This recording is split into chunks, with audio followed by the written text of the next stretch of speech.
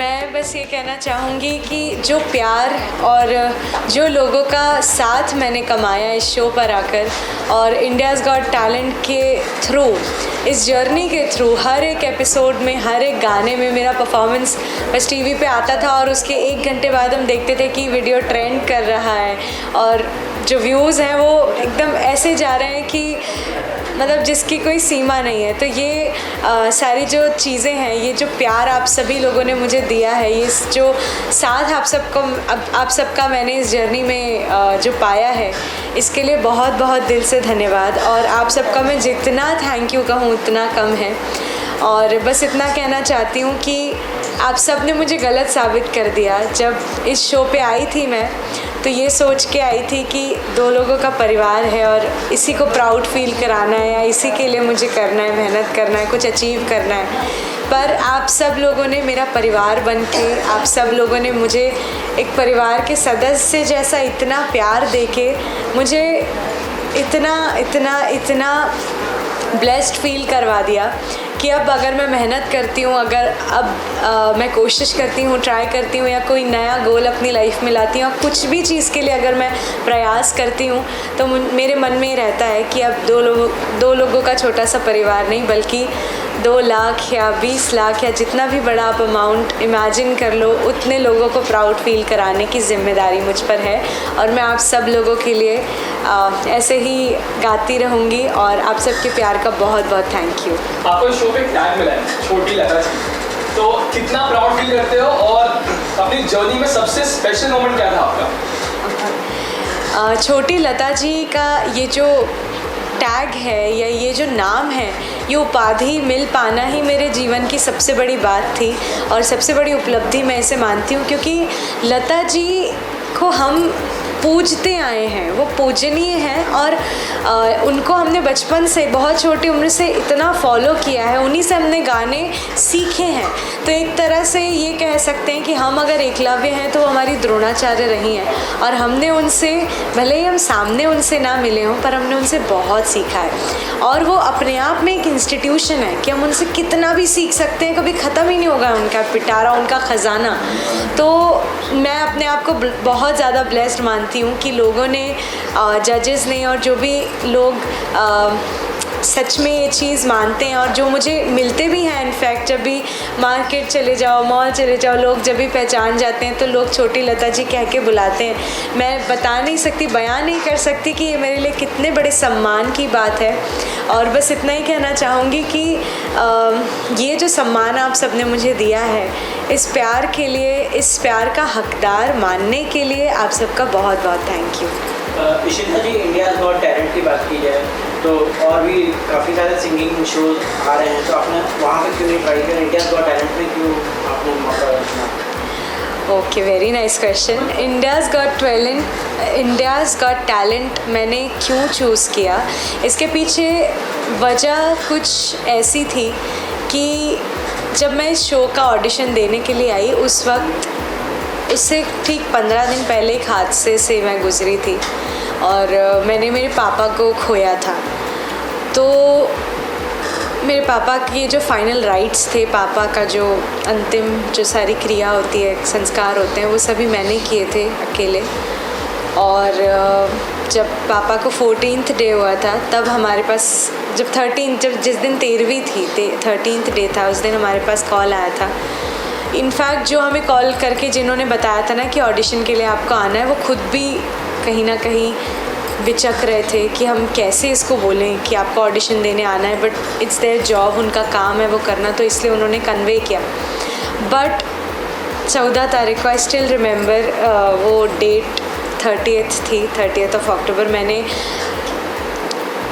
हिम्मत जुटाई any how, और कहीं ना कहीं मेरे मन में ना ये बात चल रही थी कि पापा नहीं है, बात सच है, लेकिन उनके सपने, उनका और मम्मी का किया हुआ इतने सालों का संघर्ष और इतने सालों का परिश्रम अगर ज़ाया चला गया तो फिर कोई बात नहीं रह जाएगी। और इंडियाज़ गॉट टैलेंट वो पहला ऐसा, एक कहते हैं ना उम्मीद की किरण, तो इंडियाज़ गॉट टैलेंट एक उम्मीद की किरण बन के हमारे सामने खड़ी थी। क्योंकि ऐसा होता है कि ऐसे स्थिति में जब इंसान बहुत अकेला हो जाता है, या 13th डे ना 13th डे हुआ था, 13वां दिन हुआ था, और बहुत हम अकेला महसूस कर रहे थे और कहीं ना कहीं टूटते ही जा रहे थे दिन ब दिन। तो हमें बहुत ज़्यादा ज़रूरत थी कि हमको इस माहौल से बाहर निकलना पड़ेगा। अगर हमको मेरे पापा के देखे हुए उन सपनों को अगर मुझे साकार करना है, उन्हें सच बनाना है, तो उस माहौल से निकलना मेरे लिए बहुत ज़्यादा ज़रूरी था। तो इंडियाज़ गॉट टैलेंट, सब लोग कहते हैं कि तुम क्यों दूसरे सिंगिंग रियलिटी शोज़ में क्यों नहीं गई, तुम इंडियाज़ गॉट टैलेंट में ही क्यों आई। तो मैं ये मानती हूँ कि इंडियाज़ गॉट टैलेंट में आने का एक सबसे बड़ा रीज़न ये भी था कि यहाँ पर आपको ना टुगेदरनेस और एक कामराडरी देखने को मिलती है, क्योंकि कंपटीशन में जब दो सिंगर खड़े होते हैं तो आपस में लड़ाई की भावना होती ही है कि अगर इसने मेरे से अच्छा गाया तो जाहिर सी बात है कंपटीशन आएगा।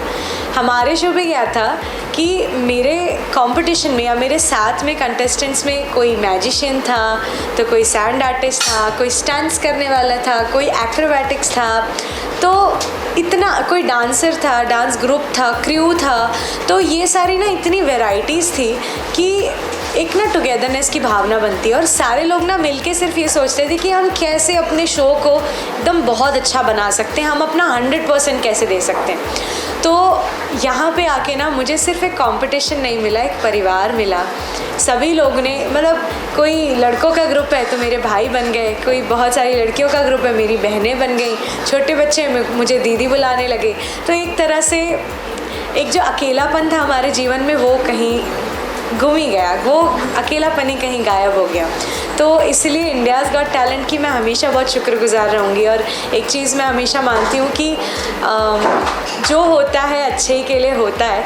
और IGT तब मेरे जीवन में आया जब सबने ये सोचा था कि अब ना जाने क्या होगा, लेकिन रेस्ट इज़ द हिस्ट्री। अभी इतना प्यार मुझे मिला और मैं लिटरली ऑडियंस का भी थैंक यू बोलना चाहूँगी कि इंडियाज़ गॉट टैलेंट जैसे शो में आप सब ने मुझे एक्सेप्ट किया और इतने खुले दिल से मुझे स्वागत किया और इतना प्यार दिया, उसके लिए थैंक यू सो मच, बहुत थैंक यू। वैसे अगर मेमोरीज की बात की जाए तो कौन सी ऐसी मेमोरीज होती है जो आपको आज भी सबसे ज़्यादा याद आती है और आपको हमेशा याद रखेंगी, यानी किसके साथ? मेरे लिए इस शो का सबसे मेमोरेबल जो मोमेंट है वो है जब मुझे सीता मूवी में गाने का ऑफ़र मिला। किसी भी सिंगर के लिए, हर एक सिंगर के लिए ना उसके जीवन का ये सबसे बड़ा पल होता है कि उसको कभी ना प्लेबैक सिंगिंग करने का मौका मिले, वो बड़े पर्दे पे अपनी आवाज़ सुनने का मौका मिले। तो मैं जहाँ से आती हूँ, छोटा सा हमारा शहर है जबलपुर, मध्य प्रदेश। और हमारे यहाँ क्या होता था, हम जब भी थिएटर्स में जाते थे और कोई भी मूवी देखने के लिए जाते थे, तो जब पूरा हॉल खाली हो जाता है, लाइट्स ऑन हो जाते हैं और वो नाम चल रहे होते हैं सबके, तब मेरे मम्मी पापा बस हम बस अकेले बैठे हुए होते थे पूरे हॉल में और जल्दी जल्दी हम सबके नाम पढ़ने की कोशिश करते थे। और पापा मम्मी एक बात कहा करते थे कि मुझे प्यार से कुहू बुलाते हैं, तो बोलते थे कि कभी हमारी कुहू का भी नाम ना इसी लिस्ट में आएगा। तो ये जो सपने हैं ये अभी के नहीं हैं, बहुत बहुत पुराने हैं, बहुत बचपन के हैं। इनफैक्ट मम्मी पापा का कभी खुद का सपना हुआ करता था, तो वो जब मैंने सामने से, मतलब मनोज मुंतशिर सर ने कमेंट ही नहीं दिया, सबसे पहले ये बोला कि मैं एक फ़िल्म कर रहा हूँ द इनकार्नेशन सीता, तो मैं चाहता हूँ कि आप आवाज़ बनोगे सीता की। और मतलब एक तरह से ना दुनिया थम गई थी मेरे लिए और वो सारी चीज़ें, वो सारी मेमोरीज़ मुझे याद आ रही थी कि कैसे ये सब हुआ करता था। और लिटरली मेरे लिए सबसे मेमोरेबल मोमेंट और सबसे बड़ा जिसे मैं कहूँ मेरे लाइफ की सबसे बड़ी खुशी ये सीता वाला मोमेंट था।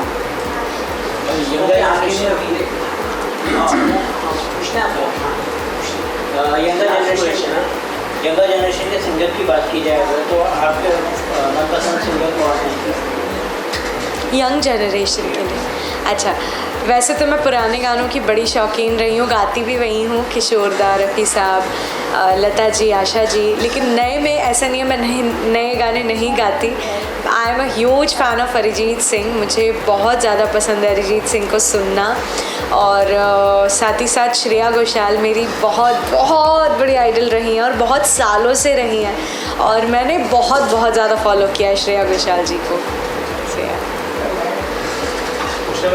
मैम अगर 2 लाइनें हो जाए आपकी आवाज़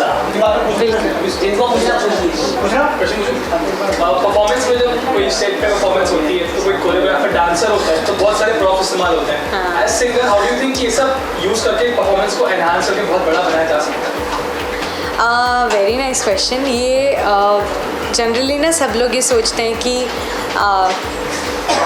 परफॉर्मेंस को बड़ा दिखाना है और उसके लिए ना आपको बहुत सारी चीज़ों की ज़रूरत है, जो कि इंडियाज़ गॉट टैलेंट में पहली बार मैंने विटनेस किया कि ऐसे भी एक सिंगिंग का परफॉर्मेंस या सिंगर का परफॉर्मेंस डिलीवर किया जा सकता है ऑडियंस तक। तो ये चीज़ ना मेरे लिए भी पहला नया एक्सपीरियंस था कि हमको कोरियोग्राफी सिखाई जा रही है, फिर हमको थोड़ा डांस मूव सिखाए जा रहे हैं, और लिटरली हमारे पास कोरियोग्राफर्स होते हैं और कई तरह के प्रॉप्स बनते हैं। So it's a wonderful experience, it is so good. क्योंकि जैसे हमें ना हिंदुस्तानी शास्त्रीय उसमें भी पढ़ाया जाता है कि संगीत, नृत्य, गायन और नाटक, ये 3 चीज़ों से मिलकर संगीत बनता है। तो यहाँ पे आके हमने तीनों चीज़ों का एक कॉम्बिनेशन परफॉर्म करना सीखा, और पहली बार सीखा। ऐसा हर रियलिटी शो या हर जगह नहीं होता है। तो yes, it was a wonderful experience मेरे लिए कि हमने यहाँ इस शो पे आकर ना सिर्फ जीता बल्कि सीखा भी बहुत कुछ। आप मैडम क्या करना चाहेंगे? जिंदगी में कहीं ना कहीं प्रॉब्लम्स आती है और दुख भी आते हैं, और आपकी लाइफ में हमने देखा ही है आपके फादर के, तो कहीं ना कहीं इंसान बड़ा दुखी रहता है, भूलता है कि कहीं ना कहीं लाइफ चलती है, सबको खाना कमाना भी है, काम भी मिलता है। लेकिन जिस तरह से आपकी ज़िंदगी में अपने ये बादशाह साहब ने अपने सर पर हाथ रखा as a father, as a बड़ा भाई, उस अकेलेपन को दूर करने के लिए किस तरह का कहना चाहिए उनके बारे में? मैं ये मानती हूँ कि मैं ब्लेस्ड हूँ। मैं ये मानती हूँ कि कई बार ना, मतलब मैं भगवान में, ईश्वर में बहुत मानती हूँ, और कई बार मुझे ऐसा लगता है कि कोई ऐसी शक्ति है ना जो मुझे सही रास्ते पे गाइड करती है। नहीं तो एक ऐसी लड़की जिसने 13 दिन पहले अपने पिता का दाह संस्कार किया है, उसके मन में ये चीज़ आना कि उसे रोना नहीं है और अपने पिता का सपना साकार करना है। उसके मन में ये आना कि अभी बहुत सारे सपने हैं जो अधूरे छोड़ गए थे पापा, उन्हें पूरा करना है। जिसके मन में ये आ जाता है अचानक से कि उसकी माँ ने भी तो जीवन भर इतना संघर्ष किया, उसकी माँ ने भी तो इतना कुछ देखा है, उसका क्या। ये मुझे नहीं लगता कि ये शायद ये मेरी खुद की सोच रही है, मुझे नहीं लगता कि ये मेरे दिमाग में खुद से आया। ये कोई डिवाइन एक शक्ति रही है जिसने मुझे ऐसा गाइड किया। तो मैं इसलिए अपने आप को बहुत ब्लेस्ड मानती हूँ। और जिस तरह से फिर लोगों का मुझे प्यार मिला, बादशाह सर का मुझे इतना प्यार मिला, उन्होंने मुझे अपनी छोटी बहन बनाया, तो मैं ये मानती हूँ कि पता नहीं, पर मैं ये मानती हूँ कि टचवुड बोलना नहीं चाहिए, लेकिन मैं ब्लेस्ड हूँ। और ईश्वर ने भले ही छीना है अगर कुछ, तो बदले में दिया भी बहुत भर के है, दिया भी बहुत कुछ है, ऑडियंस दी है मुझे। पहले मैंने जैसे कहा ना कि 2 लोगों का परिवार लेके आई थी, आज लाखों का परिवार लेके जा रही हूँ। तो ये मेरे लिए बहुत बड़ी उपलब्धि है और मैं बहुत खुश हूँ। एक आखिरी, आलिया भट्ट और रणबीर की शादी हुई है, उनके लिए आलिया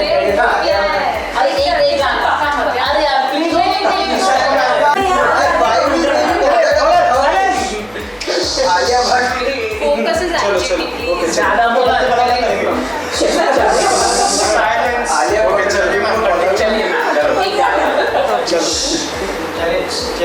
तो जिस गाने ने मेरी ज़िंदगी बदल दी और जिसको आपने सबसे ज़्यादा प्यार दिया था, वो उसकी कुछ लाइनें। तू जहाँ जहाँ चलेगा मेरा साया साथ होगा, तू जहाँ जहाँ चलेगा मेरा साया साथ होगा, मेरा साया